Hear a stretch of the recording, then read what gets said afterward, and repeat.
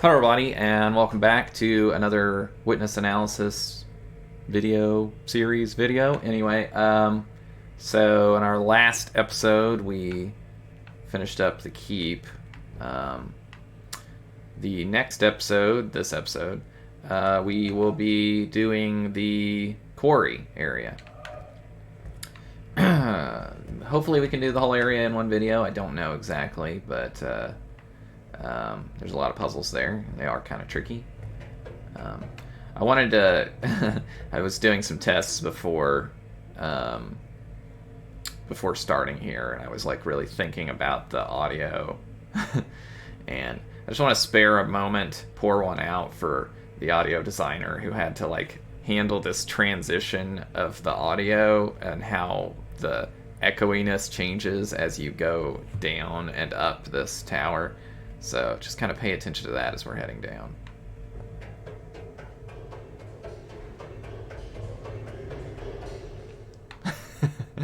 It's pretty wild. So I was just thinking about that as somebody who's making a game also, and has done some effort into sound design, but not that kind of effort. I think we mentioned briefly the triangle panels in the last video, but those are probably going to get their own video rather than being covered here. So what is the most efficient way to get to the mill? Well, so the mill is an interesting area, right? We're just going to go out kind of the normal way here, but the mill is an interesting area in that it has two ways into it, I think, right? And you can unlock two more ways out of it. So that's like two entrances, two exits. So really four entrances, right? So you might say the main entrance here is this entrance, right? The one next to the waterfall here with these two panels. So these panels are what I call knowledge gate puzzles. Which is, oh, there was like a, I don't know if that was just on my monitor or what,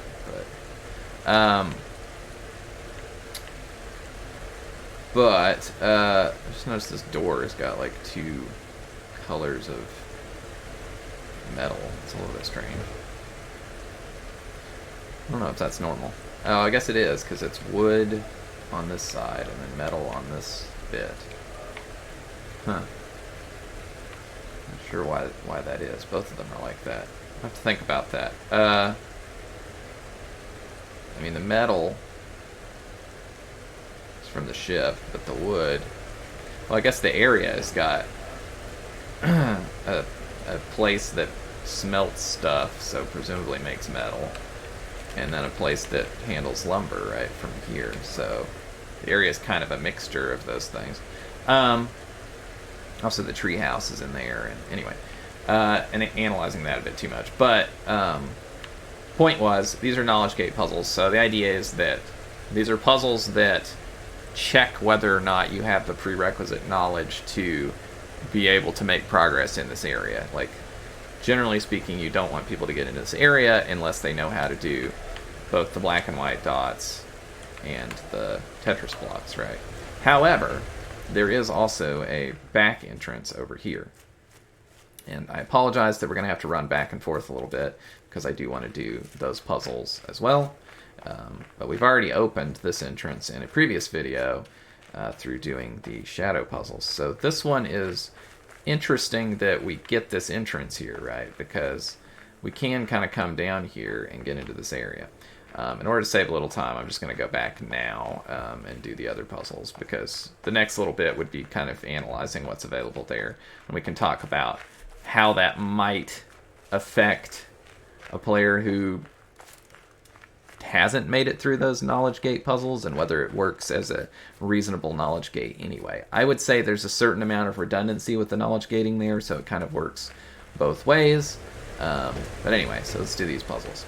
So this one is one of those that, like, it has this kind of cute factor where almost everybody, it's sort of due to Gestalt principle, which I've talked about, I think I've talked about before, but Gestalt principle is kind of a broad category of analysis about the way in which humans perceive different things and tend to group things together. So one of the ways in which people tend to group objects together is by color. So in this case, that would be like that you would group this kind of plus shape of black things together, and you'd kind of see these as separate, right? So naturally, that's what people try to do when they do this puzzle, is try to draw the plus, which would work, of course, if the exit was on the right, but because the exit's in the top right, diagonally from where we start, there's no way, either way that we do this to actually get to that exit, because we always, if we pass the exit on the way of drawing this plus, right?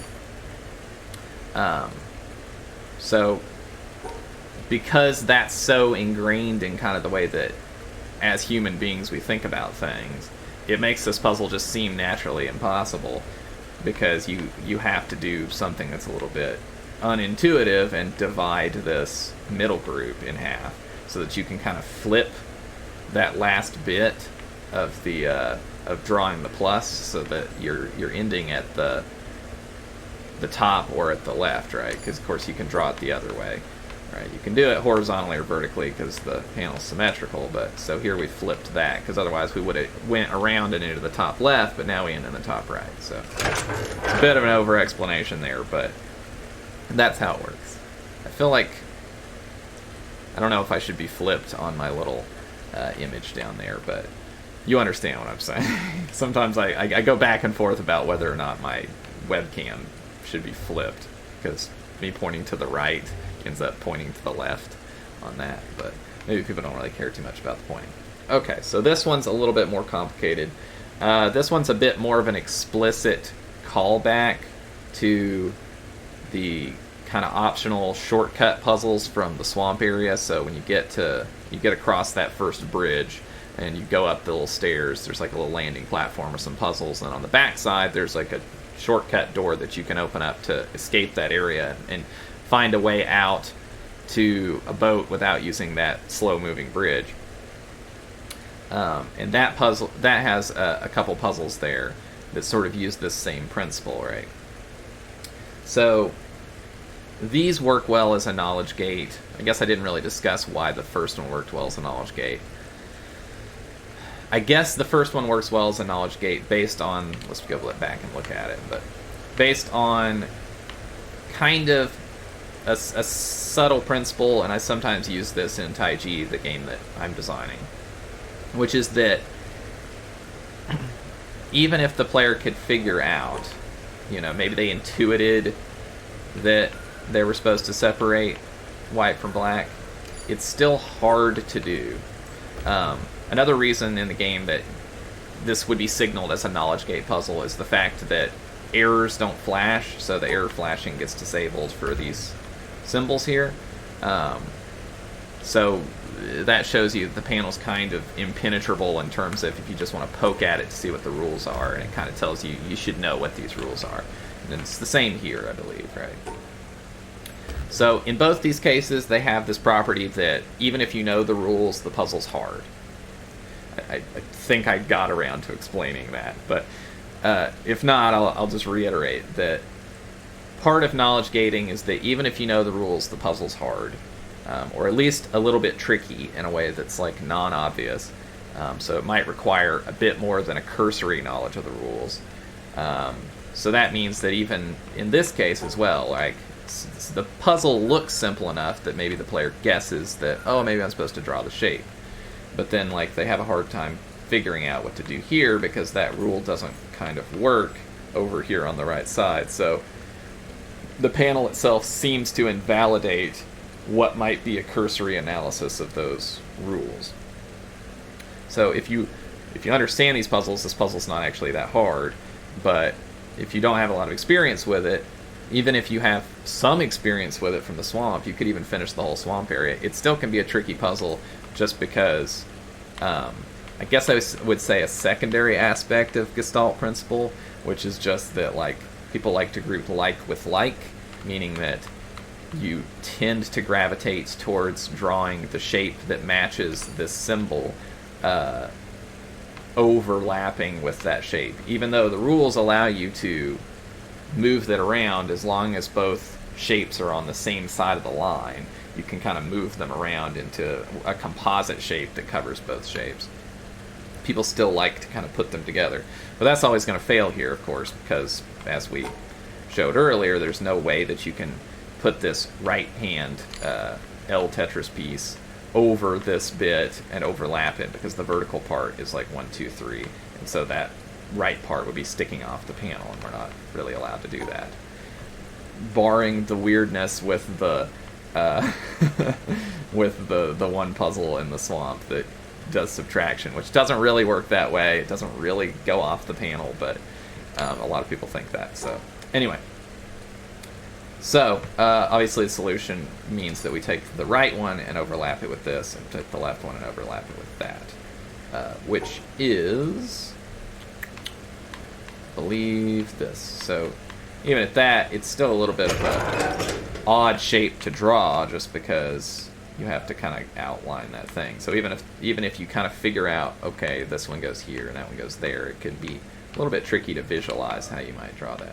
Okay, so now we've made it in here, into Quarry, which of course is a quarry. There's a bunch of piles of stone, gravel, and blocks that have kind of been chiseled out. We've got some kind of smelting type thing. I'm not sure what we call that exactly. So I wanted to analyze what is available to the player when they get down here, because they might come down here from there, right?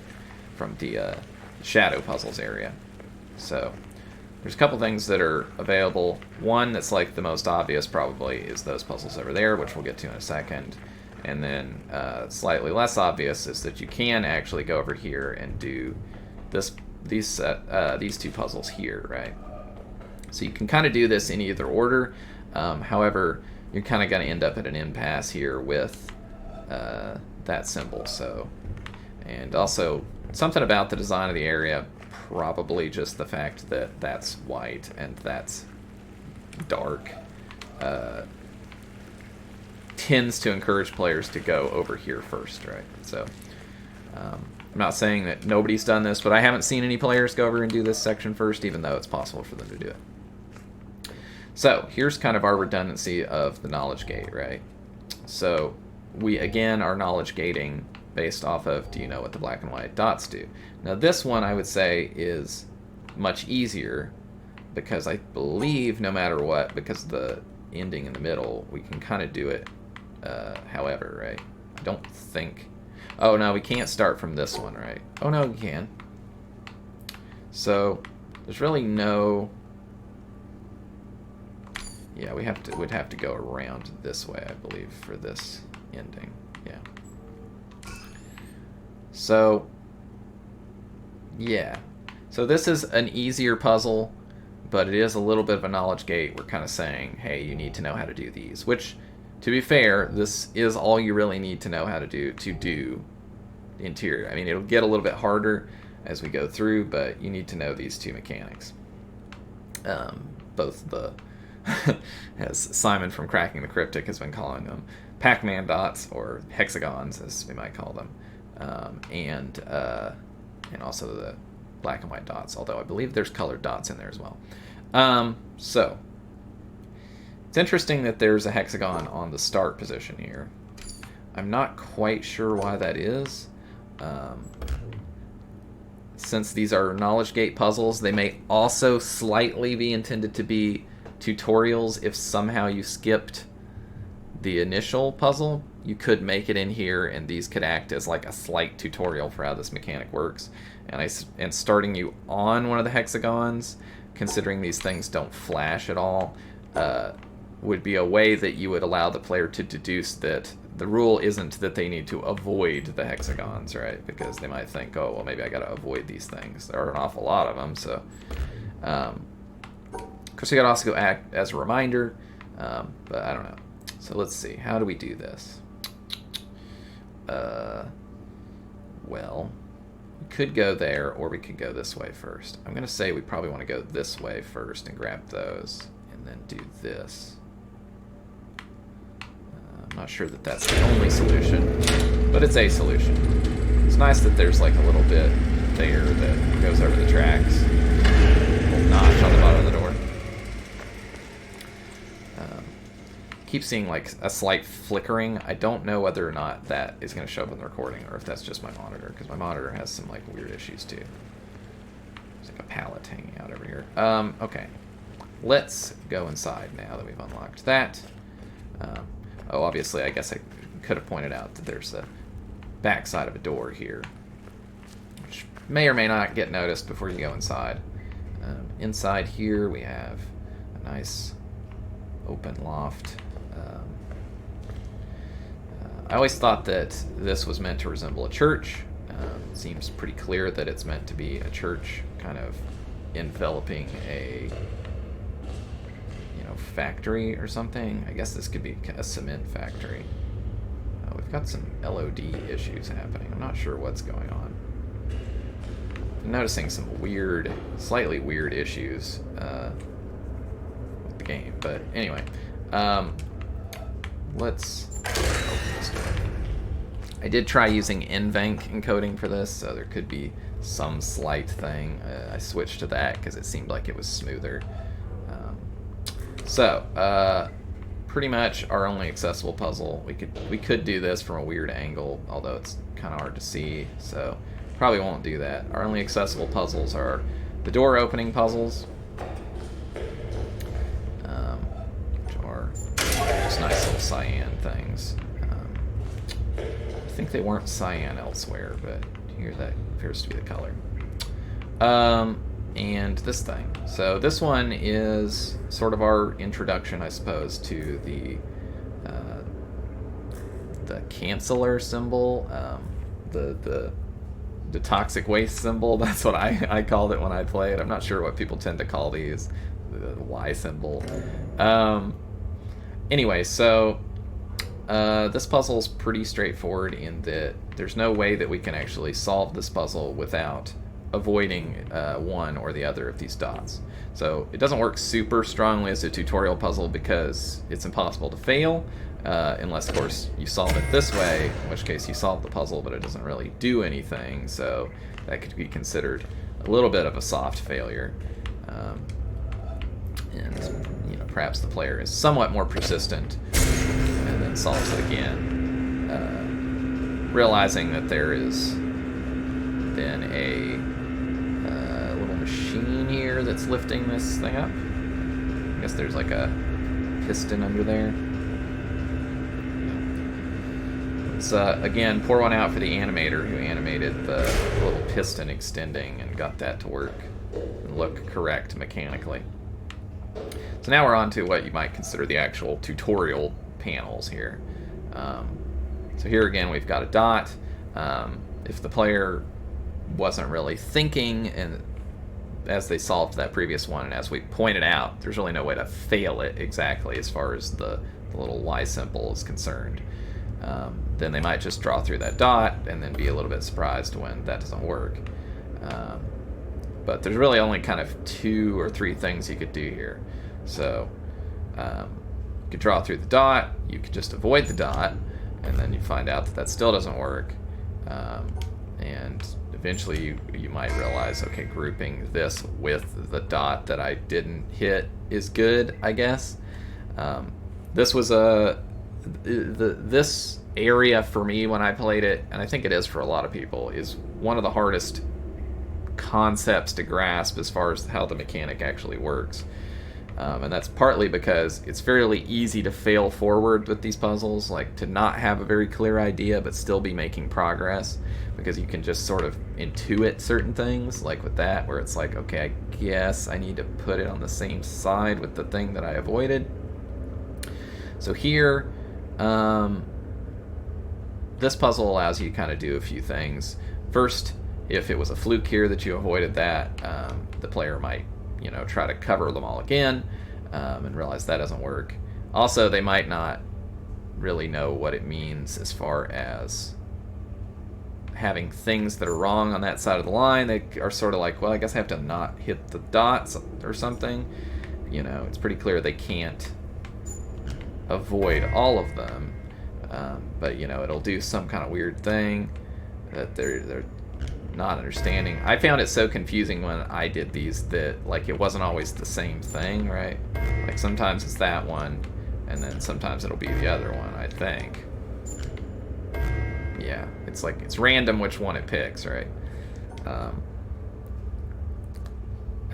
But yeah, it's a little confusing. Anyway, so if the player does this, then they'll realize that like that's still not good. And they'll sort of subconsciously be like, okay, so I still need to hit that one, right? So they may not even really think, okay, well, the thing that it wants is for one thing to be wrong on that side of the line. They'll just see that the thing was flashing and say, okay, I guess I got to pick up that one, and then fail forward, right? So they haven't really internalized at that point that, okay, one dot needed to be wrong, right? Like they sort of get that, but they don't really get that in like a straightforward sense of like one thing was wrong on the same side of the line as the Y, as the toxic waste symbol. I'm gonna call it that because we need to spread around what I called it. At this rate, there's no way we're making through this whole area in a single hour, but we're gonna keep going. So this one is a bit tricky because if you have sort of internalized the idea that, well, I need to skip out on one of the dots on the same side of the line as it, then it becomes kind of tricky here to exactly separate that one dot out, right? There's, you know, a tendency you might want to do something like this or do something like this, and you'll have too many, or any number of things, right? You might want to do. Let's go a little slower so I can do this. Yeah, so you might do that, and if you're going around that way, I don't even think there's a way going around this way. Oh, no, there is. So there's a couple ways you can do that. Anyway, this one is more specifically that, in that it very much encourages you to do something like this. Well, I guess that lucked out, but I was going to say, felt like it encouraged you to do something like this, where you picked up all of them. But, yeah, it's easy to, like, miss out on one, but on the wrong side of the line, things like that, so. But, as usual, there's, like, a certain amount of failing forward that can happen here. This one, I think, is just a little bit of a trick one. Is it the same as this? No, it's not. Is it the same as this? No, it's not. So it's not the same as any of those. Oh, I think the next one's the same as this. I want to, like, resolve these because, like, OCD reasons. So let's do that. Interesting that this and this can be solved with the same solution. So this one is just sort of, I think, a test to make sure that you're not sleepwalking, right? It's just like it's a sleepwalking test, so make sure that, like, the player might be thinking, okay, well, I need to, like, miss out on one, right? So, but not be thinking about that the symbol needs to be there. I don't even know if you can miss out on one. Can you miss out on one here? It looks like the answer is no. Yeah, I don't think. Yeah, it's not possible to miss out on one there even. Oh no, it has to be possible to miss out on one because of this one, right? So it's tricky to miss out on one there. And that kind of forces the player into that path, right? Because there's a few times in this game, well, there's several times in this game that there's puzzles like these that are basically the same puzzle, but now it's, like, slightly different. Like, now there's a little missing, you know, piece of the grid that you can't go through there.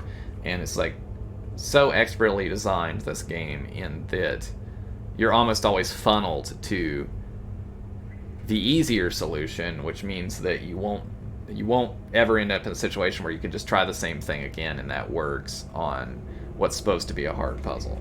So it's kind of the same here in that it's rather hard to miss out on one of these dots, but it's rather easy to just hit all of them. So the thing there is that's likely to happen is the player would be like, oh yeah, there's no symbol, so I just got to hit all of these. If they were sleepwalking and just thinking I got to miss out on a symbol. So now, because I had trouble on that last one, we have to be a little bit worried here about how we're going to handle this. So I definitely have to go here because this one's in that midsection, so I can't hit it from this side. It has to be hit from this side. And that's the same there, so that's forced as well. So I'm thinking I have to do something like this. Yeah. So yeah, a little bit tricky. So, but strange that like in thinking about it, I didn't do that on this one. Probably because it required you to kind of like go all the way across the panel in a way that felt strange. Okay, so that cable runs over here and powers this. I noticed something because I've been watching Simon from Cracking the Cryptic play this game. I noticed that I haven't really discussed too much outside of, I think, the starting area, how the wires direct your attention through the area. That's mostly just a mistake on my part in that, you know, I remember all this stuff, so I remember where the next puzzle is. And I tended, even when I played this myself, I tended to look around for a puzzle. But, you know, if you were just going by looking around for a puzzle, you might think, oh, I should do this one here, which of course you can do this one here. You can actually do all of those without even going up there. But that's more of a speedrun technique than it is anything else, I would say. So with this one, we have another, you know, can't fail puzzle. Well, I guess we can fail it this way, in the middle. So I gotta hit that and then raise up this bridge here. I don't know how loud this bridge is gonna be on the recording. Bridge? It's an elevator. This probably has a nice little piston underneath it too that's being animated. I don't really think about those things, but there it is. When exactly can we step on it? Okay, there we go. It's about knee height, I guess. Yes, I know there's some things over there, but that's not really the focus for these videos. So there's a panel there that's not active yet, and we can go over here, and I think this panel is active, but this panel is one that you might even miss out on doing completely. In any case, it's harder than these, so we'll do it in a second. So here, this is kind of like a, what would we call this? It's almost like a secondary tutorial, right? Because this mechanic always has to mix in with something else, right? It can't ever mix in with nothing, right? It always has to be by itself.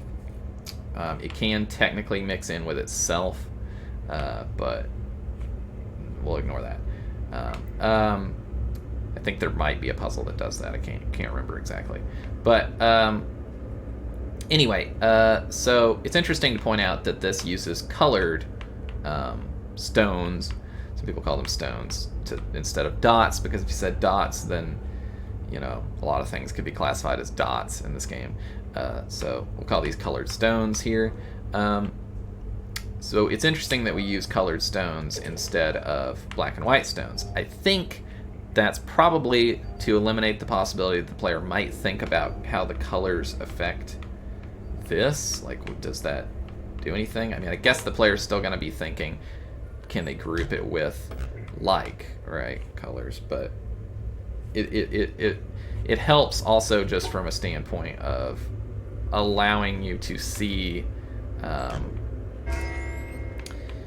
which of these is our little radioactive symbol at a glance, right? We can very easily see, okay, that's the radioactive symbol because that's white, and these are the colored dots because, well, they're colored. Anyway, so in this case, there's really only a few solutions. pretty much anything that involves grouping the red and the green will work as long as you do it on the same side of the line. So pretty easy to guess on that one, I suppose, but you know, maybe the player learns that it doesn't matter which color, but maybe not. So here you have to kind of do the same thing, although the player may be tempted to kind of do this, which of course won't work because this and this and this are all technically wrong, although there's a rule, I believe, in the witness that's like, yeah, there's a rule that when you've got, so this one's flashing, it might be hard to see, but when you've got something like 2 green and 1 red, we just flash the red one because these are like more right than this one and this one's more wrong than these, right? Even though these aren't happy because that guy's in its space, it's like more directive in terms of telling you what's wrong. It's actually something I don't do in my own game as far as flashing symbols. I should probably do that. Maybe we'll think about doing that on the stream today. That would be fun. Okay, so this is like this checkerboard here is actually like a deadly pattern in witness puzzles in general because there's no way that you can actually separate these into 2 colors, right? Because you need to draw a line this way and you also need to draw a line this way, right? You can't like do anything like this because then you can't separate off that one because you need to be able to draw loops and you can't do that. So generally speaking, it's a deadly pattern. But of course we can escape that deadly pattern because we can use the power of OxyClean, our toxic waste symbol here. So in this case, we're starting to get at the point where I think the player needs to really understand that it's only one thing that needs to be wrong. I do wonder whether the color red was chosen specifically here because you end up with things flashing red. I don't know. In this case, this is a relatively easy puzzle. As long as you group the green in with red and this, then you're fine, right? Most things you can do will work. This one's now a little bit more difficult because it's possible for you to do too many wrong things, right? Like say you did that, you'd be like, well, wouldn't the same thing work? It's kind of a reinforcement of earlier when we like added in multiple things to go through, right? Now, I mean, you sort of had that here, but this rule's hard to grasp, so you kind of need a lot of homework puzzles to get going. I remember when I was going through this area the first time, I actually got somewhere up here and I was like, I still don't understand what's going on. And I think I left the area and then came back and I just decided I was going to do all of the puzzles over again from the beginning as like review. And then I got it and just kind of sailed through the rest of it. I mean, as much as you can, right? I understood what this symbol meant. Yeah, so here, the tricky thing, it's really just a matter of making sure there's only one wrong thing, but you also have to, like, make sure that you don't have a wrong thing on the other side of the line. So that makes it a little bit tricky, too, because you might want to do like I just did. That was actually an accident. I could play it off like I was cool, but it really was an accident. But, you know, it might seem like, okay, well, it's a little bit hard to group that with that, right? So what do we do? You know, it's relatively easy to separate that, but then that's not happy, so yeah, so the thing we need to do here, I believe, is we got to pull out one red so that we can do that. So we end up with a bit of a tough thing because we need to like split that into 3. So so I guess that's really the puzzle there, is more like how do I group one with this, one thing is wrong with this, while not grouping a thing that's wrong on the other side of the line that doesn't have our Toxic Avenger. So now we're just kind of getting into puzzles, right? I think, rather than tutorializing. So this one is just sort of how can we spot a pattern that's going to work, that we can draw, that only has one thing in with that. And I can see it pretty much right away, so I don't really know what else to do there. I guess we'll just do that and move on. So this one versus that one. what is different here? So we've added a green one here at the top, which means that we can't do, again, that thing. And I still don't know, other than like what is it? I guess that it's just like this shape here. Almost can form a shape in your mind, the screen here, right? If you plugged that in with that, because we know we're going to try to group that with something, you can kind of see, okay, we could do that, and then there's like a shape here, and then this guy's allowed to be wrong, so you can kind of just see that shape and then draw it, right? And then that gets screwed up a little bit here, because this thing's been added, right? And you're pretty much just guaranteed to not do that, I guess. Although I suppose if you were thinking about the shape that way, then you would do this. But that doesn't work because this guy's here, right? So we're forced into something that's like a field from what we did here, because what we did... Well, let's go back and draw what we did here. What we did here was sort of influenced by that Gestalt principle and just was what was kind of easy and relatively simple to do. So, at this point, we might start thinking, well, is there some other way I can group the greens with it? And I believe the answer here is to group with reds, not with greens, right? So that you end up with one green one being wrong instead of one red one being wrong. Whereas in this case, I don't think it's actually possible to do that. Oh. No, it's not possible, because you'd end up here. Yeah, let's do our thing there. Okay, so now we've got some different colors of things here. This is like, I guess ostensibly the point where you should have done the color area, but it's simple enough that maybe you can kind of guess, right? That, okay, I guess all the colors have to be separated. So this also is a bit maybe of a reprise of the door puzzle that we did a minute ago that had, you know, stuff in the corners. Now they were white, I believe, and black in the middle. So you kind of wanted to do this, but in any case, it's a reprisal in that you want to do this cross shape, but that's not going to work. However, you can do something kind of similar to what you did with that first entrance gate puzzle, in that you can kind of divide this cross in half, and we're kind of going to just group out this here on this side because we don't really need to worry about that. Then divide the cross in half so that we can get our exit on the right side of the line, or, you know, the right corner. We're like flipping this right half by crossing through the middle there and then doing that. So it's sort of a little bit of a reprisal of that early puzzle. I guess it was the first puzzle that we did. So here, what do we got? This seems relatively easy compared to that last one. So if we want to divide out everything, so we can't actually solve this as a traditional puzzle, I believe. There's no way we could ever solve it with it being just separate them all into individual groups, right? We're forced, no matter what. So this ends up, again, being the hard thing of like finding a combination of this 3, 3, and 2 that's going to allow us to split off 1 and like save the day, so to speak.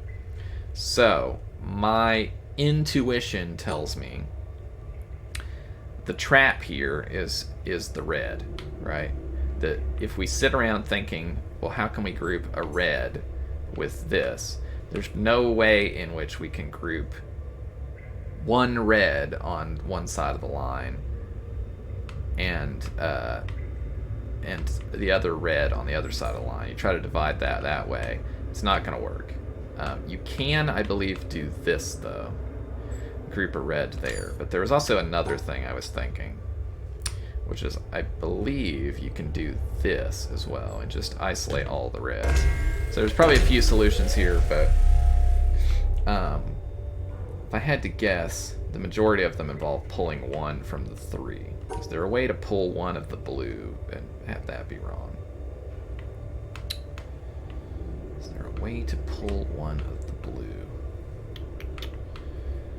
want to do that, but I don't know if there is a way.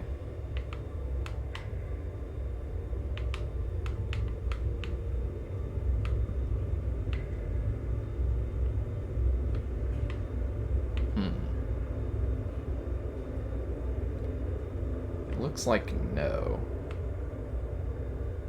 There's not a way to pull one blue.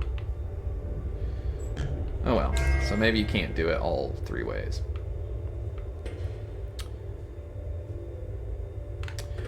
Our statues here with our... I feel like I need to at least talk about the statues because I think about it all the time. So the statues obviously are like Ascent of Man. They reference that, right? And they also, so you know, this one, like the face looks like an ape. I think that one is just gone, right? I also felt like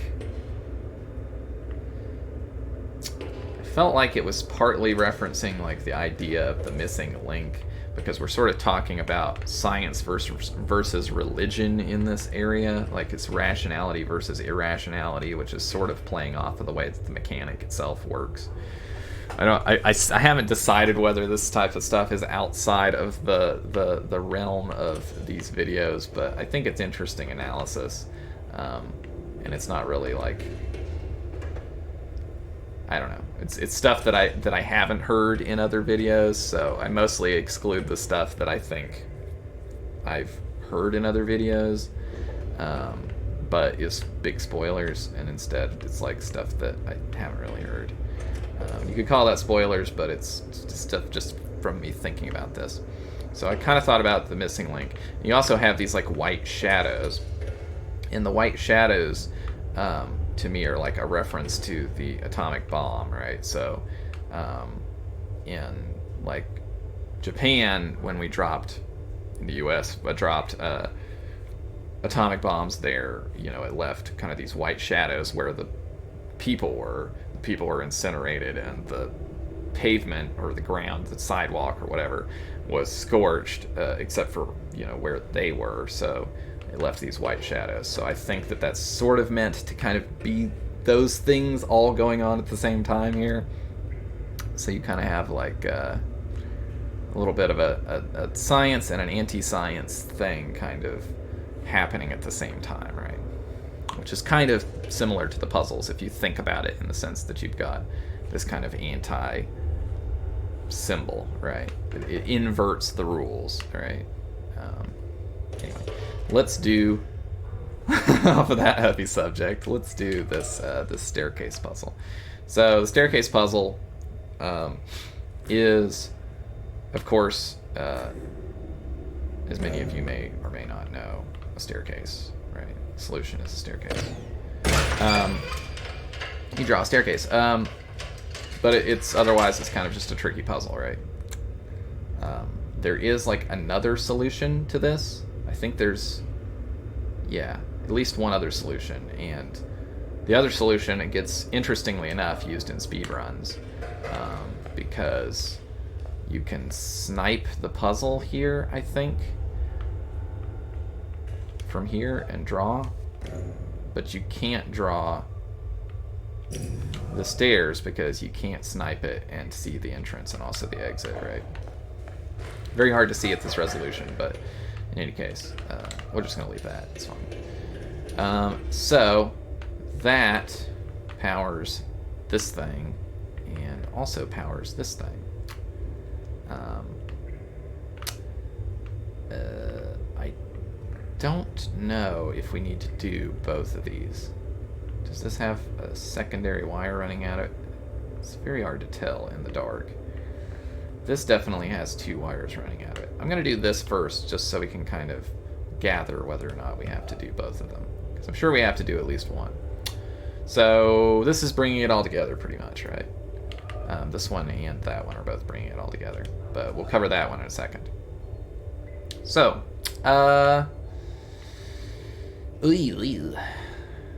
so here we're going to have kind of a weird thing, right? Which is that, straightforwardly, if we think about this, because we're starting in the middle of this thing, I think there's just like no way we can really separate off the red from the green, right? So you're going to kind of be forced into wanting to do this spiral.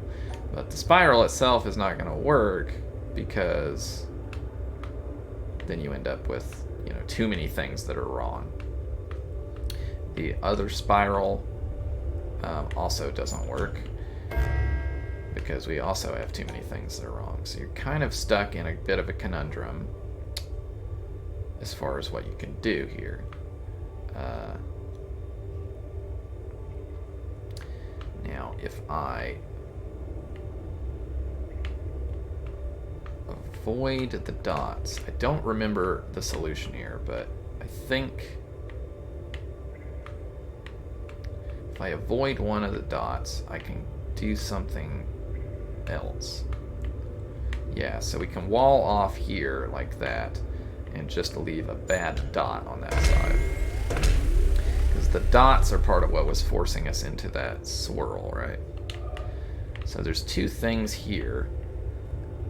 And one of them is going down.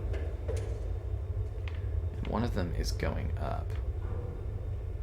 So I feel like this is an optional puzzle. That's what that's leading me to think. Interestingly, there's two spots here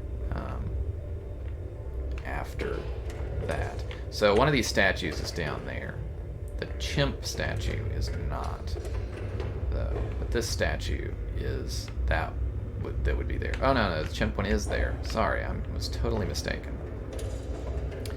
So the chimp statue as a person is down there. It's interesting that you can see that that does look like a chimp.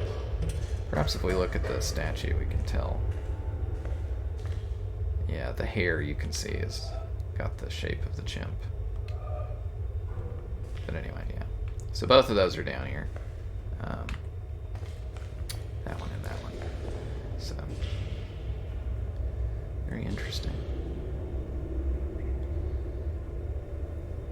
And yeah, so the hair always is forming the shape of the face, right? So in this case, it's like the missing link face, right? So sort of a... Not that I'm saying that, not that I'm arguing for the existence of the missing link as a thing, but I'm just saying that if we're talking about this place as like a religious place, there's all kinds of religious iconography in here with the doves and all that stuff surrounding the science, and it's like it's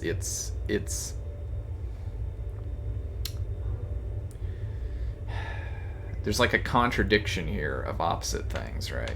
In terms of the design of this area. So you've got a building itself that can't be built without the scientific understanding of how to, you know, how to build a building, right? Like architecture is required, right? But that like bare understanding is kind of being covered up in this religious way. So right, so you've got this spare industrial building that's like slowly being subsumed by a church, right, and being turned into that. So I don't know. Anyway, there's a lot of things going on with this area, but I always found this one of the more fascinating buildings in terms of all that stuff in there. There's more stuff in here, but you know, maybe we'll cover that when we get to future stuff that's more spoilery. So, anyway, if you don't know what I'm talking about, then maybe play The Witness more. I'm pushing you in a direction with some of these things that I've pointed out there. Okay, so what else is there to say? Oh yeah, there was a puzzle we didn't do there, but that's fine because we wanted to look. We wanted to double check to make sure that actually it's necessary. So... here there is a white wire. It's going out that window. So let's check on this white cable. I am almost certain that it is not necessary because that's already running up to the yellow laser box. So pretty sure that that other one's optional, which is fine. But let's go ahead and do it. So those are some things to comment on. So if you may have noticed, or you may not have noticed, or maybe you just noticed now, there's something kind of interesting about this puzzle, right? There's something vaguely similar about this puzzle to something that we've done before. At least I think we did it on the stream. I don't think we've covered many of the vault puzzles. Have we covered any of the vault puzzles? We certainly had to have covered that first one, right? Well, in any case, the very nearest to the starting area vault puzzle looks just like this, except that where our little start was, which is somewhere here, I think, that we could use is now gone. And we only have the bad starts from that puzzle. So bad start, I'm saying in the sense that if we start here, we'd have to go this way and this way. If we start here, we'd have to go this way to hit the dot. See, this is why dots is a bad thing. To hit the little Pac-Man pellet, to hit the hexagon, we'd have to go this way. And also to split the black and the white stones, we'd have to head to the right. And here as well, there's no way, like, we'd have to, it has to go through, let's go, like, you have to go through this way. So, with that said, I don't know if you're forced into one of these by any particular aspect of the puzzle, but it does feel to me like the easiest way to start the puzzle is in this corner.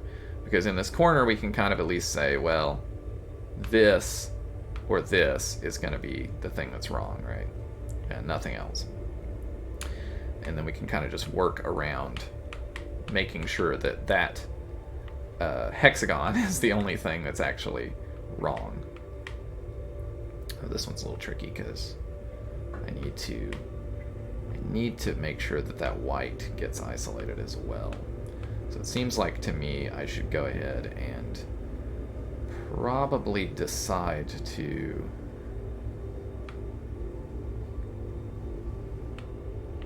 go back through that. That would probably be the best way to do that. Go backwards through that, so then we can kind of do this way.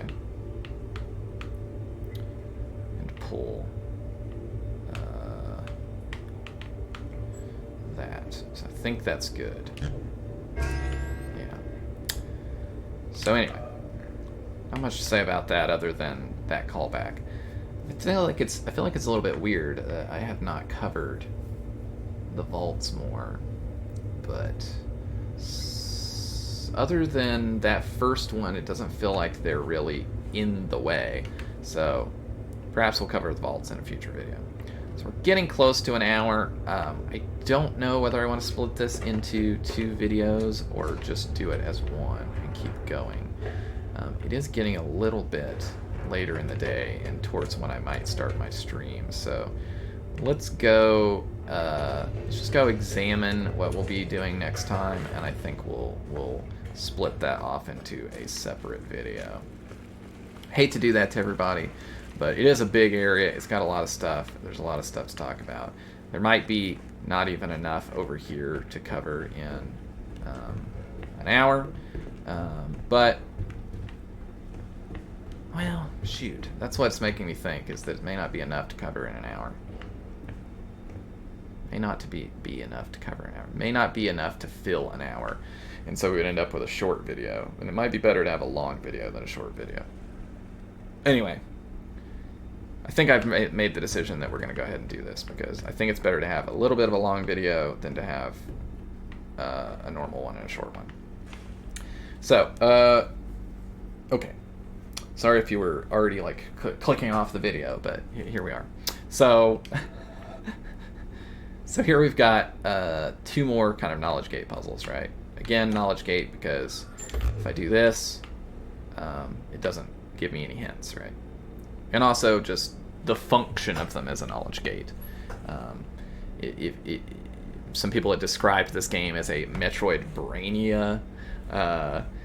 You know, I might just say that it's generally a knowledge-gated type game, but it's an open-world game in the sense of, like, if you talked about Metroidvania type games, you've got an open world, and you've got certain things that you can access or you cannot access based on power-ups that you pick up throughout the game, right? So, well, now I have the double jump, so now I can get up to that thing that I couldn't get to before, or, you know, now I have bombs, and so I can blow a hole in a wall. You know, Zelda kind of does some of those same things, but, you know, Metroid I think, kind of did that more strongly. Anyway, so in a similar type way in this game, you pick up knowledge somewhere, and then you know how to do this. So it's a gate, and once you have the knowledge of how this mechanic works, then you can make it through the gate, and you can continue on. But if you don't have that knowledge, then you can't do that. So, everything in this area, I would say, up to this point, you theoretically could do without any outside knowledge, right? You could have picked up how the how the stones worked, how the little hexagon Pac-Man pellets that you got to pick up as you go through the maze, how both of those would work just from what you would do here, if you made it in here by doing some of the shadow puzzles.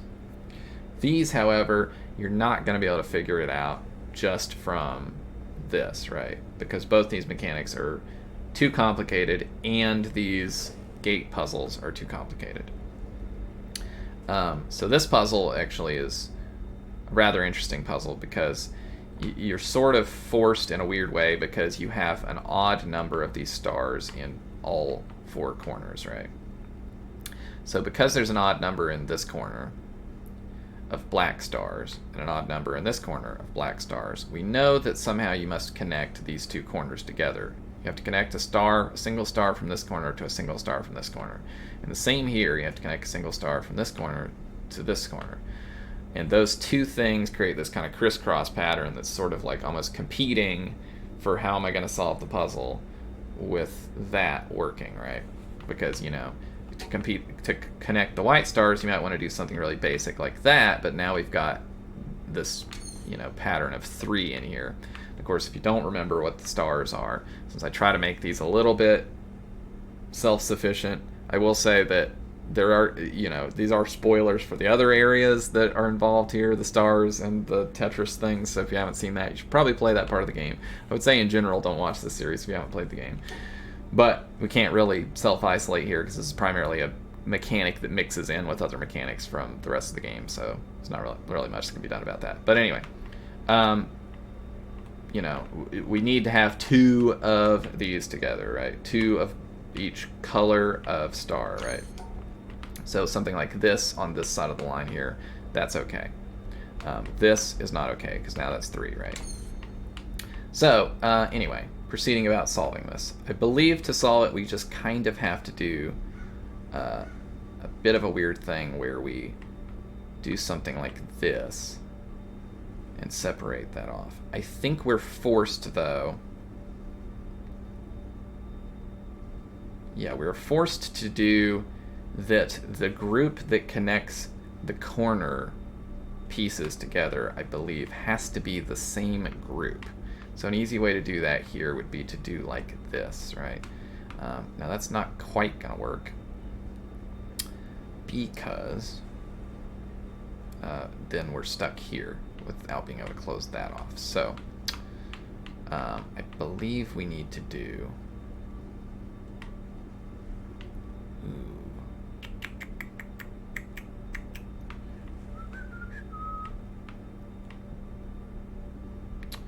Yeah, it's just a matter of which one of these we pick, I think.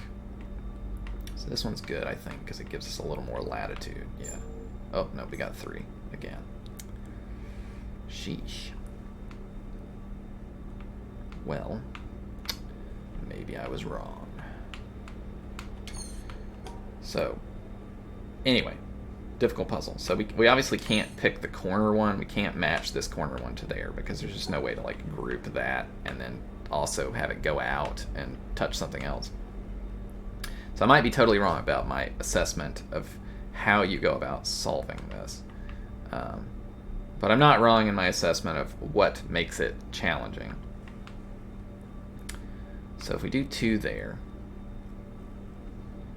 then we can pretty easily do 2 here. Now the puzzle is symmetrical diagonally, right? So that should mean that for every solution that we do, we could rotate it like 90 degrees, or I guess flip it really. You'd flip it diagonally, right? So instead of doing this, you would do that, and it would also be a valid solution. So whichever one you want to do.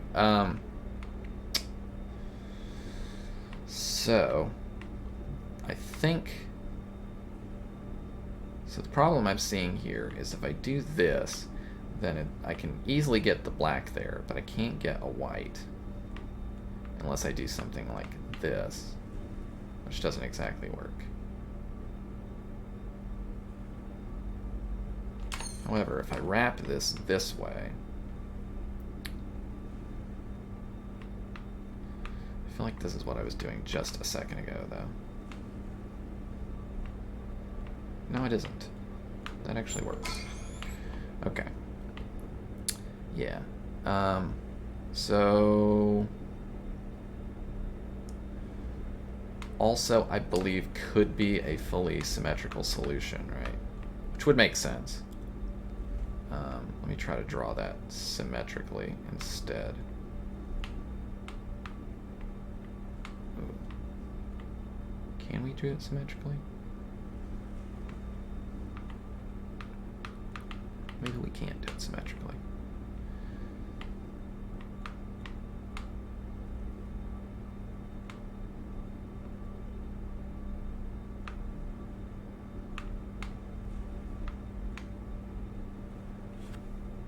Maybe we can't. I'm blanking on what I did before even. Anyway, I won't spend any more time on that because I don't want to waste your time on me trying to solve the puzzle again. But I was just trying to think about whether or not you could make it a full symmetrical solution. I'll leave that as an exercise for the viewer. Anyway, so here we've got a rotating block and a vertical block. So there's a few things here that you'd have to know in order to solve this, right? So of course you'd have to know, you can group multiple symbols together, although you can kind of assume that. You'd have to know that the rotating block means you can rotate it. I should say the askew or slightly rotated itself block can be rotated. You might be able to even guess that. But even with that, it's still a tricky puzzle because the overlap means that like you can't rotate this like in place and place both of these because they would overlap. So you'd have to understand the other rule that allows you to like place things as part of some kind of composite shape. And even at that, I'm going to assume that the composite shape itself is probably a little bit tricky to find. I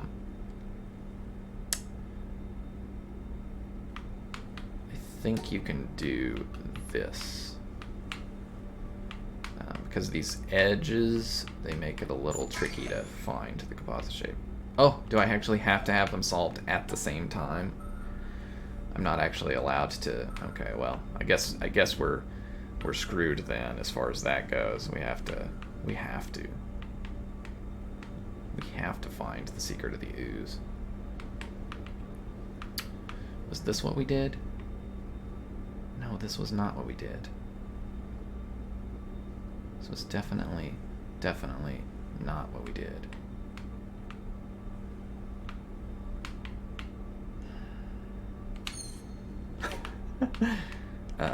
Was it this? I am blanking. I'm sorry. I don't mean to be this inept at doing a solution that I already did. Yeah, I don't think you can do the other thing. Maybe it's this. Maybe this is how you do. Okay, it's not symmetrical.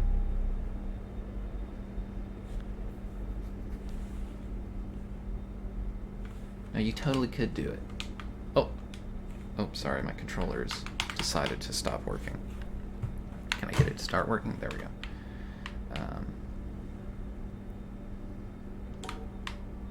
Oh my god, I want to make this symmetrical so bad.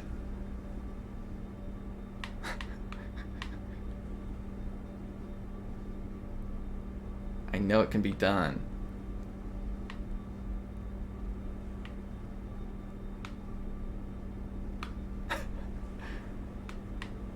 Yeah, because you... can you? Because you'd have to do that, right? So maybe you can't, due to the way that is.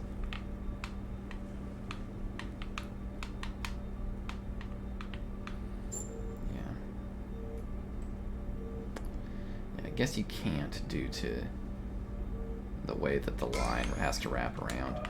Anyway, It's interesting you have to have both of those at the same time. Okay, so this one, rotatey block, 2 ways to do it.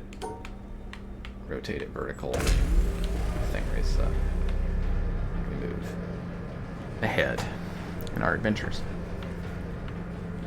My voice is starting to get slightly hoarse, which lets you know that that's the reason why I keep these to an hour, primarily. Not just because it's easy to consume, but because my voice also starts turning to crap. So this one is kind of fun because, of course, those two are hard enough that the player may have kind of forgotten about this mechanic, right? And God forbid they haven't done the other ones. They're pretty much going to be at an impasse here. This one does flash you errors and show you stuff, but it was hard enough to figure it out with really basic mechanics, and this is a more complex mechanic. So, with that said, you could sit here and try all kinds of things, but this puzzle has a pretty obvious hint to you about what you need to do, which is that there's this little 4 vertical block here, and the panel is only 3 high, so there's no way that this could ever be right.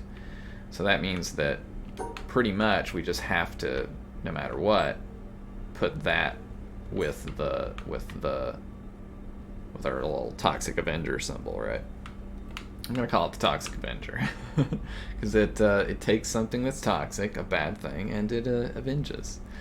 It avenges its death. Anyway, something like that. So because we're kind of grouping that way, it doesn't really matter what we draw on the right side. It just has to be grouped together so we can eliminate it. Here, again, this one is actually easy, but this one I think is meant to be a knowledge gate as well, right, for the Toxic Avenger symbol itself.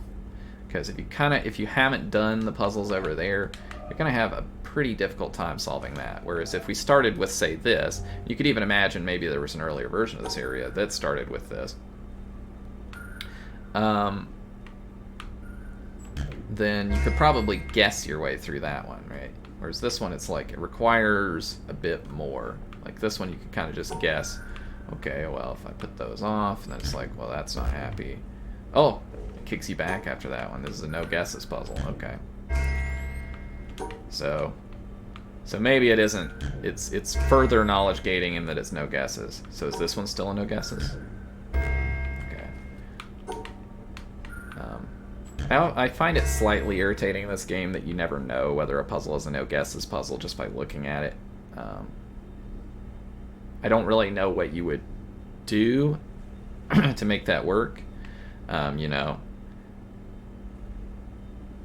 I kind of thought that you could have a system where you'd have like a thing that would pop up with like an X, and you'd have like those things fill up. But you know, having iconography can get challenging because you don't know what the iconography means, and you have to figure it out, and you're also figuring out what other stuff means at the same time. So there may be no nice solution to that. So this one is pretty straightforward, actually. I don't quite know what's supposed to be hard here. I guess the difficult thing is that if we do this, that's not going to work because that naturally, no guesses puzzles. I feel like they should allow you to, maybe they allow you to guess if you finish the sequence. I don't know. We'll check that in a second. But I feel like they should allow you to guess at some point if you want to go back and like review, right? But let's see. So here, yeah, this one's really cute. I couldn't figure out what's supposed to be difficult about this one because it seems like it's just use one shape or the other, right? Maybe you could overthink it, right? There's a lot of puzzles in the game that are like that, where you know maybe you're sitting here kind of thinking, well, how do I group all this with this or something, right? That doesn't really matter.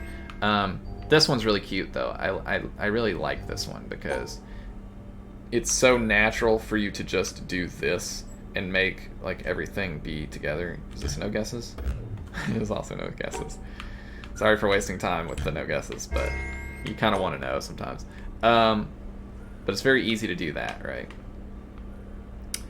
And somewhat harder to do this, although not really that hard.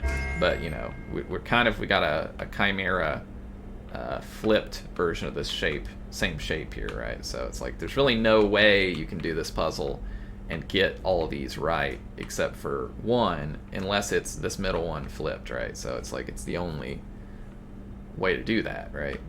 Because if it's going to be right, then it's going to be in the middle there, and it's going to form that anyway, and then to draw it, you're going to form that on top anyway. So it's just very cute due to how it's designed. So here we've got little checkers.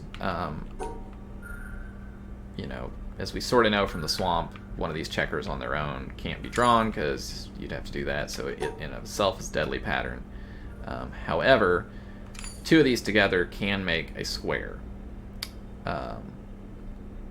However, that's also going to, I believe in this case, lead us down a blind alley, because of course we can't draw a square in the middle either, because we can't overlap our line. And these over here, they're not close enough to form a square. So I believe we have to form something else, because they can form another shape. And that shape is what? Can they form another shape?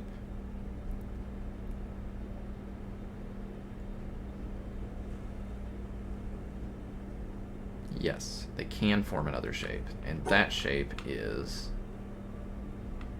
Oh wait, no. They can't. They really can't. Oh, this one's causing catastrophe in my brain of that it seems impossible.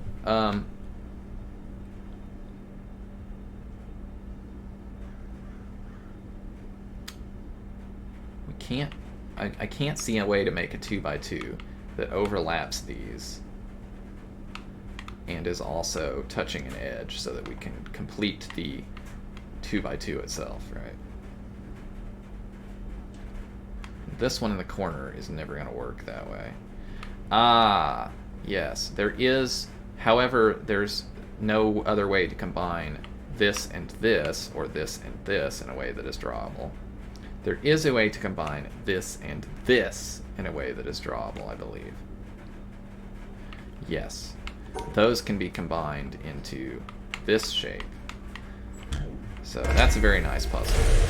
Just because the thing that you know about those little checkers is that, like, well, you take two of them that are opposite and you make that into a square. And so as long as you're thinking about that, you're going to be just kind of stuck in a hole on that puzzle, never being able to solve it. You have to think about two of the same ones that you've never had that before on a puzzle. I don't think there's any other puzzle in the game that does that. Okay, so that, I believe, lowered a wall right here. I was not looking at the beautiful animation, but I believe it lowered a wall, and I think we can walk across this. As very strange as that is, to be able to walk across that. What is that, anyway? Some kind of motor? I'm not sure. Is it involved in something right here? I don't know. Anyway, so now we have a little nice machine puzzle again. This one's somewhat less obviously so compared to some of the other ones. But you know, the stuff here is a little less archaic, a little more modern, perhaps, compared to the stuff over there anyway. So we've got things that look a little bit more machinery-esque, but not on like CRTs. So here you're pretty much just forced to only have one of these things out, and of course this is a cute puzzle in that it interacts with this thing, kind of moves it along a track, and you can sort of see the visual pun of that there's a track here and this thing is on that at that spot. And of course we got 1, 2, 3, 4, 5, 6 different spots. Yep, 6 different spots where that could go. Oops. Oh, I didn't move it far enough, because we need to get to the other side of that. So that would just be a slight move like that.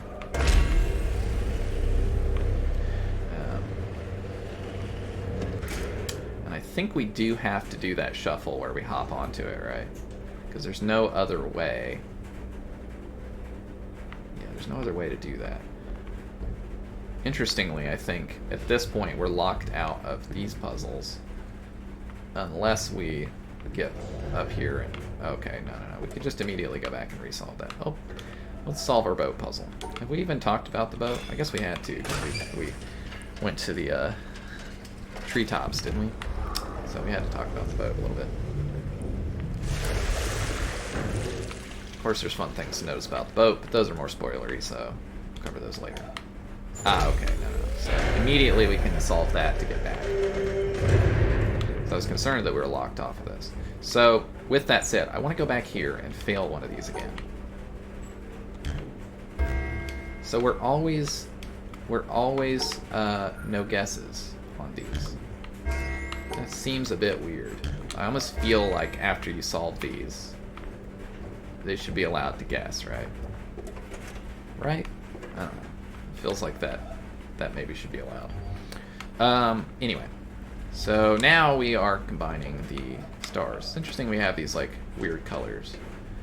Those were just yellow, but in this case we have a bit of an odd color for the stars. We don't choose like yellow or anything. They're like this toxic green and this magenta. We'll see how that plays in as we go through here. It's starting to rain a little bit outside, so I apologize if you can hear that. I also apologize if I just clipped horrifically there as I leaned towards the mic. Anyway, so in this case, our toughie is going to be that I think the player is going to think, oh yeah, well there's 3, so I should just group 3 with this, but you can't do that. So then you kind of have to think, well, I can't do 2, because your impulse, if you understand how this mechanic works, right, is to try to group 2 together, but you just think, oh, well, I could group 3. But of course 1 is also wrong, so that allows us to kind of group the symbol that's wrong with that, which sort of makes like a subset of like the mechanic. And then you would think, okay, well, let's do that again. But of course that doesn't work, because now we've got this magenta, which of course is why that's magenta. So I guess pretty quickly we answered at least why that was magenta. Of course that doesn't work. And in this case we really do need to group with something like all 3, right? Because the spiny stars can match with this symbol, which this definitely screws people up, because many of them have forgotten, I would say many players forget, that you can match little spiny symbols with something that's the same color, and they may not even have noticed that this our little toxic Avenger has a color, or that it might matter. I don't think it's ever really had a color before. It's always just been white. This is the only time that it's had a color.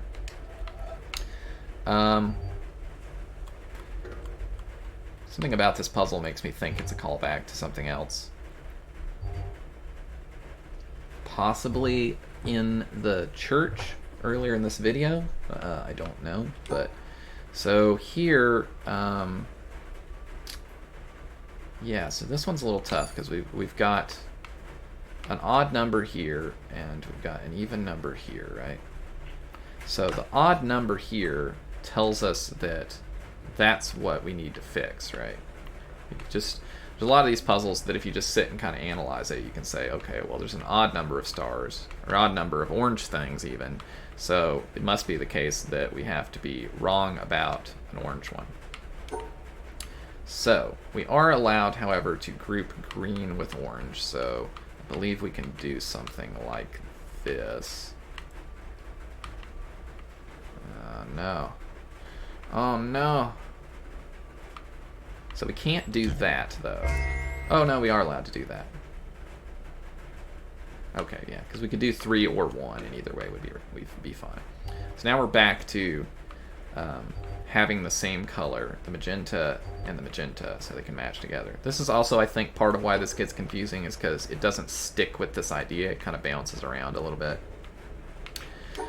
But these are kind of the end puzzles for this area, right? So if we do something like this, then that would be valid, right? But again, we've got 1, 2, 3, 4, 5 orange stars. So that means that we know that the orange stars need to be wrong by eliminating 1 or eliminating 3. We have to group with some kind of like odd number of stars of that color for that to work. because we're just going to chop out 1. Well, it can't just be an odd number, but you know what I mean. It either has to be 1 or it has to be 3.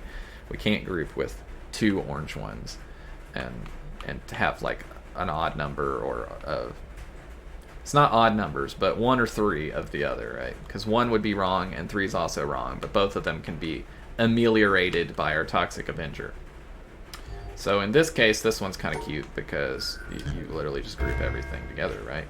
Oh no.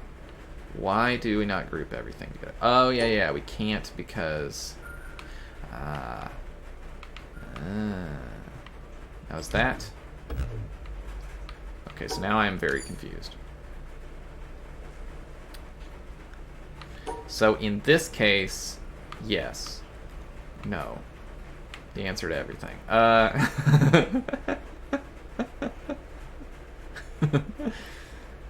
Shoot. So this one's catastrophizing my brain for a second, so apologies while I kind of figure out what the hell I'm doing. So we can't group them all together. Why? Because these cancel each other out? Because the symbols are right. That's why. The symbols are right. Which means that there's nothing wrong.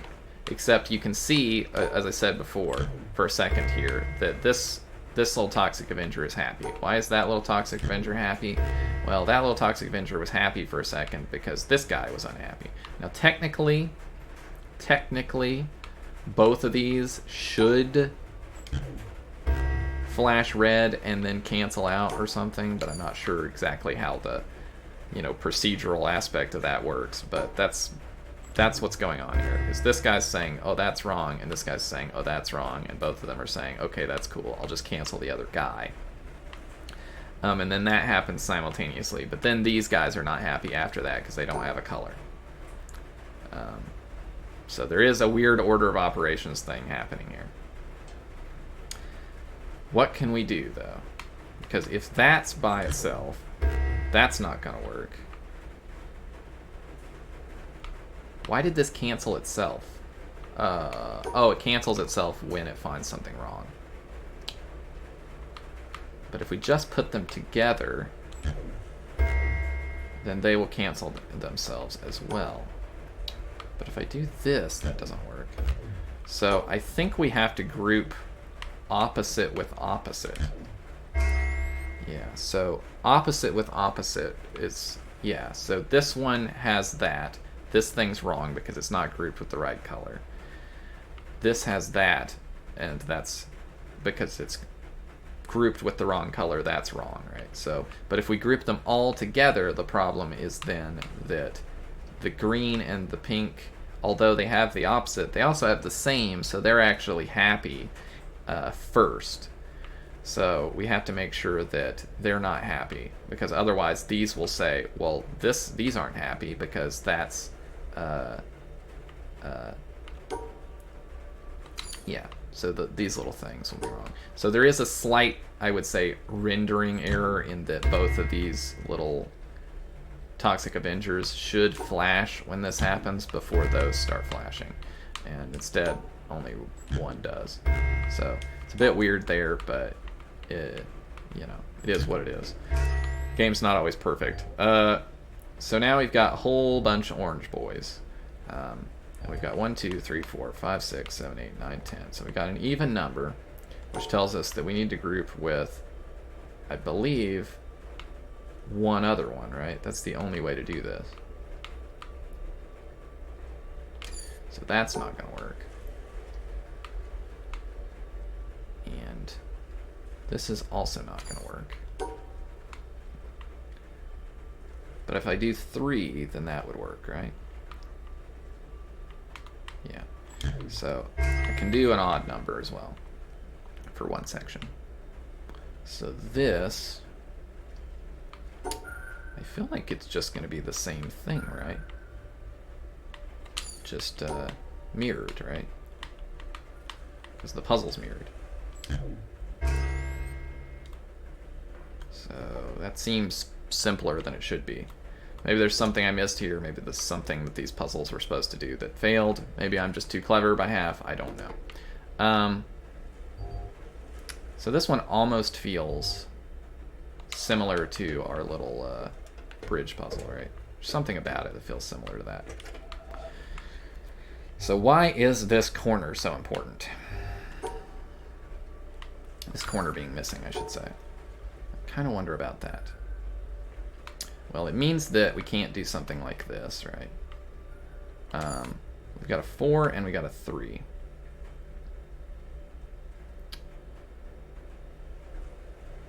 The only way we can cover both of these is if the 4 is across this bottom, right? So we're kind of just stuck into that this is happening. In other words, what I'm saying is we've got these two symbols here, right? If this one was sitting right where it is, it would be a 3 here, right? Then that would be the only way to cover that. If this one was sitting right where it is, it would cross the bottom here and hit these 4. And that's the only way to do that. If we put them together, we don't get some kind of composite thing where we can do something interesting like move the 4 up. So the only thing we can do as a composite shape is put the 4 here. And it has to be a composite shape because if the only place we could put the 4 was down here anyway, which means that it overlaps with this anyway. So that's what we get, is that this type of thing is forced. Why does that matter? I still haven't figured out why this corner matters, but I'll think about it a little bit. So what we can do, however, is we can place the 3 kind of wherever we want, right? We can place it here. We can place it wherever. So I believe, if I had to guess, the reason for not putting this other bit here is something to do with this. So we need to pick the middle one here, right? Because there's, again, another thing that I didn't quite notice about the panel is that there's 1, 2, 3, 4, 5 magenta stars here, which of course means that one of the stars has to be isolated, or 3, but we can't do 3 because of the design of the panel, so we have to pick the middle one, right? So it ends up being like that. I still don't quite understand why we have the left corner here missing.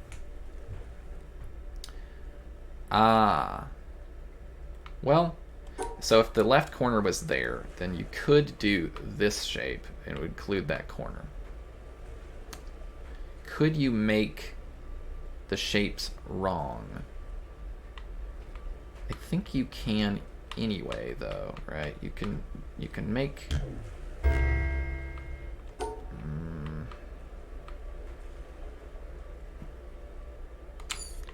because I can do this, and that would allow that.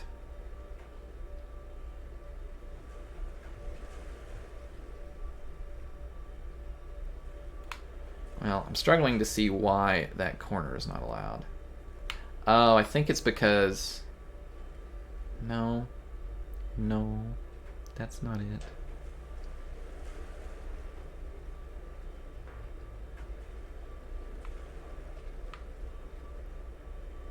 So if that corner was allowed, you could go...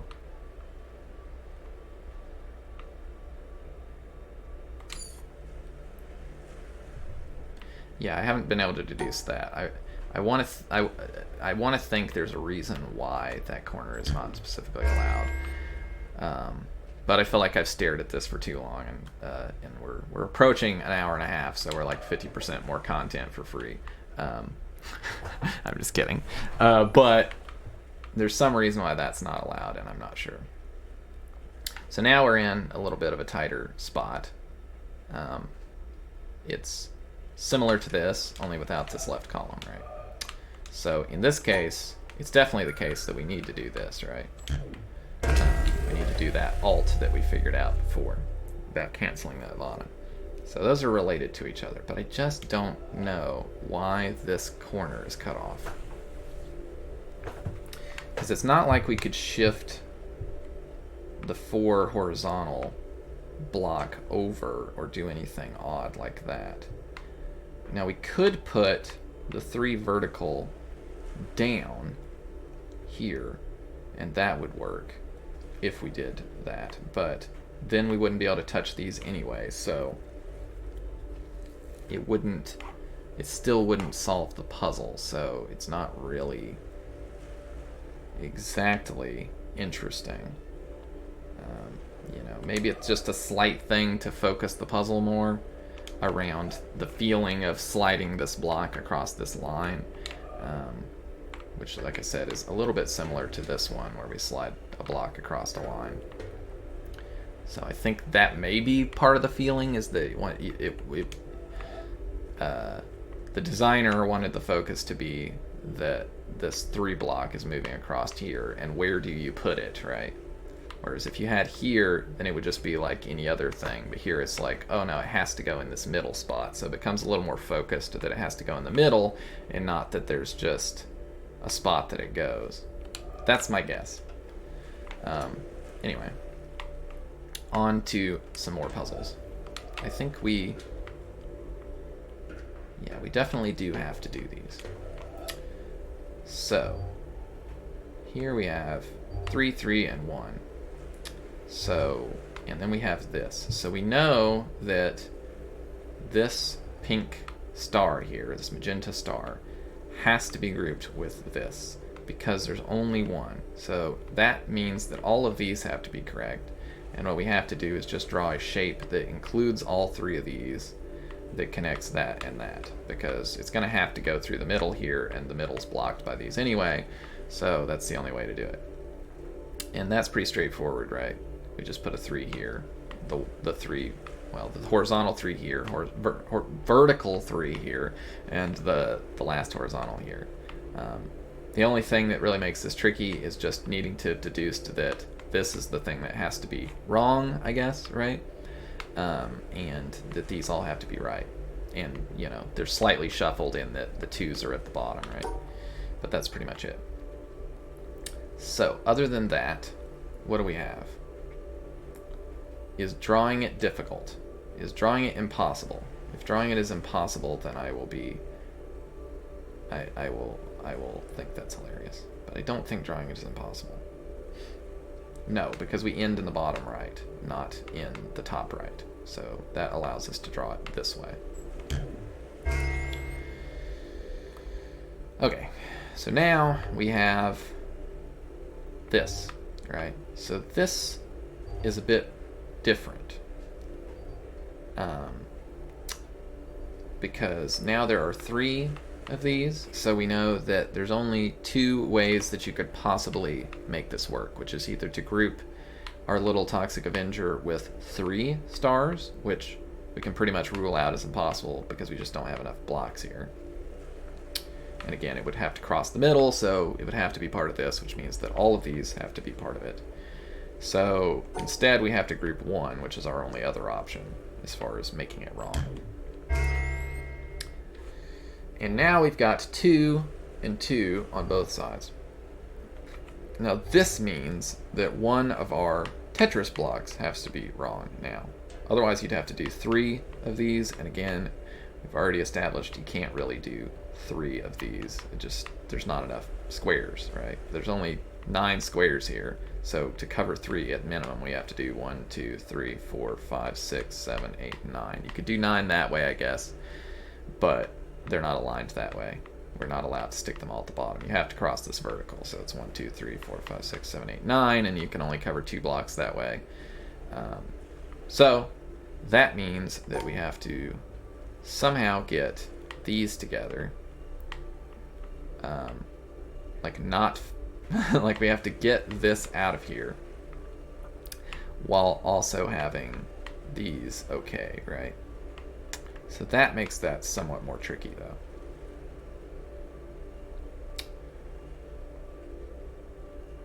Because if I do this, then that's not going to work because it's right. Right?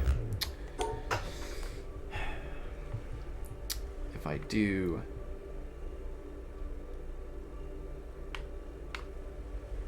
this, that's also not going to work because that guy's not happy. So the question, Raymond, becomes what? What exactly do we do that's wrong here? There's no way we can do 3 of these because that would also be wrong, or 1 of these because then the rest would also be wrong. So it has to be the yellow blocks. 1 of these yellow blocks has to be wrong, so we have to make a shape. You know, an obvious thing would be to do this, right? That would make 1 of the yellow blocks wrong, but the problem is that the pink star is also wrong. The question that I have is, can we do something like this? But no, we can't because these are still unhappy. But even though we can't seem to get this to, like, work here. Well, okay, those did show up right? So those said, hey, we're happy, right?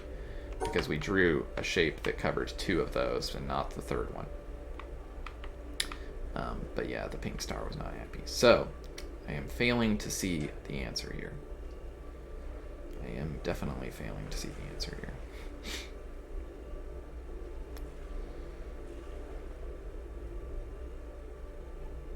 And if I did something like put this here and this here, that's not going to work either. So, how long am I going to be stuck on this one puzzle?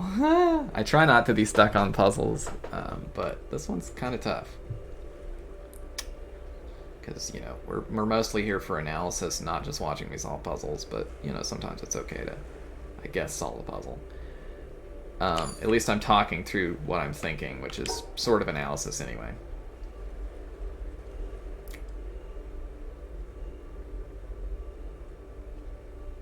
Yeah, there's just no damn way, is there? I'm not wrong about my deduction. I know I'm not wrong about that, right? Like, this has to be something like...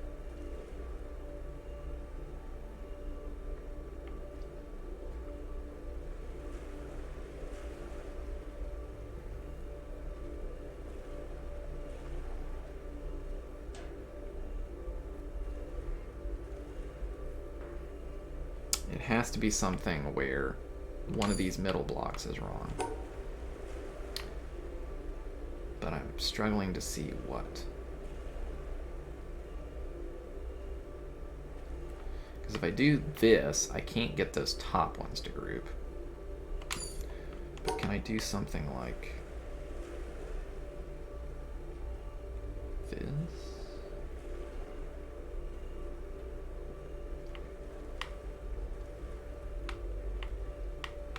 Yes. Whew. That's a tricky one. Damn. Alright. Good puzzle. Good puzzle. So, I'm not going to worry about this, because that's just an alternate way to move this little thing around for reasons that may become apparent if you play the game more. So there's 2 things we did not cover, I suppose, that we still have to cover. So one is going up here. We unlock this shortcut. There is also this elevator. So that technically means... Well, we didn't really cover the elevator properly, did we? Because I should have covered what was involved in powering it. So...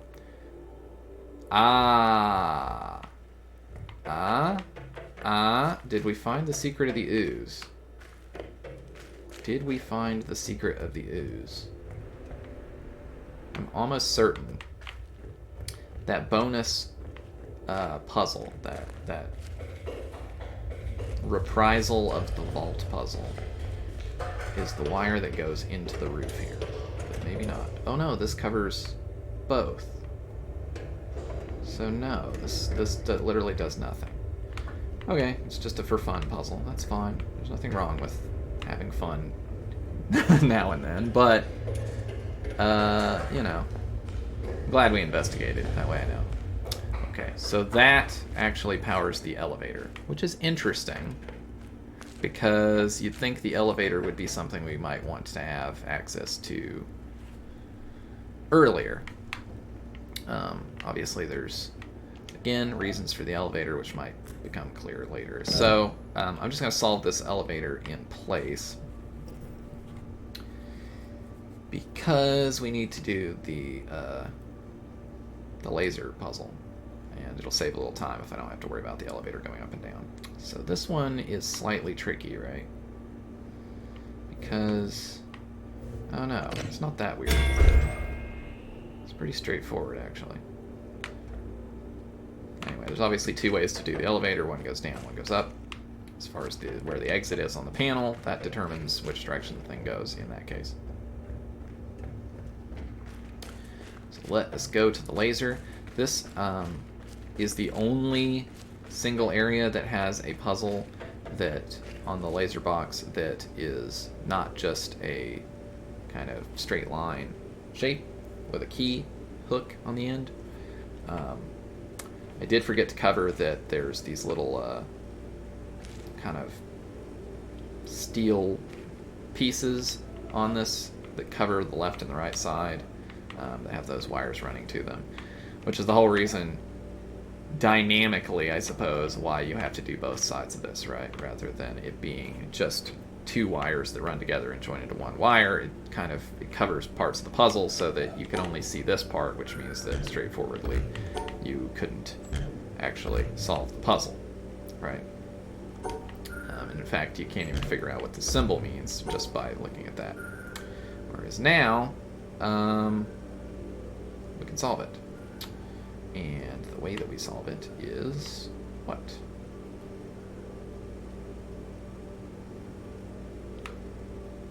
Oh no. Oh no, Spaghetti. Can't do like this, can we? No, we definitely cannot do that. So this one's tricky. Because to group this, we have to do like this, or we have to do like this. It feels like. I'm just saying it feels like. And that doesn't group with the other thing. And to group this with something, it feels like we need to block the exit, right? So I believe we have to do something like tricky, like this. Yeah, very tricky. It's also kind of interesting because if you think about that, there's this box and there's this little thing here, and that's kind of coming out. And so it sort of becomes almost a pictorial representation of the speed camera box of the laser box.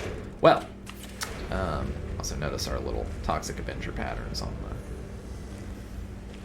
the box itself. So I think that pretty much covers everything for that area, doesn't it? So you'll notice there's not nearly as many lasers as there should be. That's because I need to go back and like redo those areas on this save, because my save got kind of wiped out since then. Anyway, so that's fine. I'll have to do that. But the next laser that we're going to cover is... Well, I need to do a small, short video that covers the sound area again. Well, actually, we might just cover all of it again, because it's a relatively short area. So I need to cover the sound area again, because the video that I have existing covering the sound area is actually a...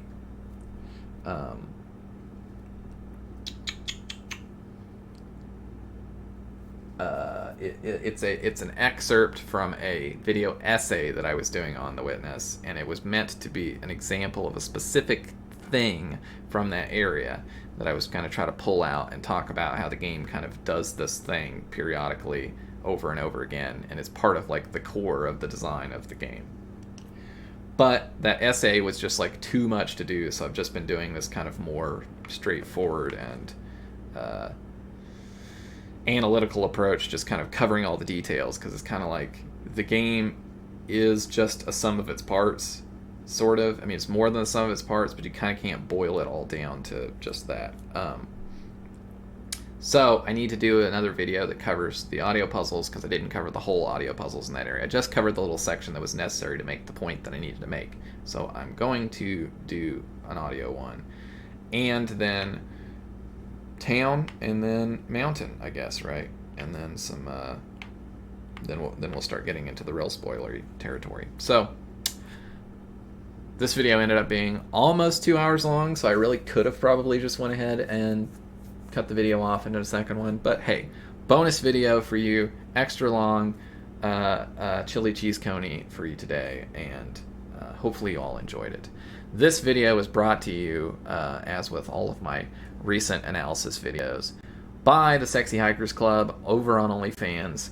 So that's onlyfans.com/mfandemender. There's a link in the description for that. So if you would like to see these videos early, or if you just like these videos and you want to support me out financially, there's no like weird stuff there. Well, there are video game feet pics, but you know, they are they're not that weird.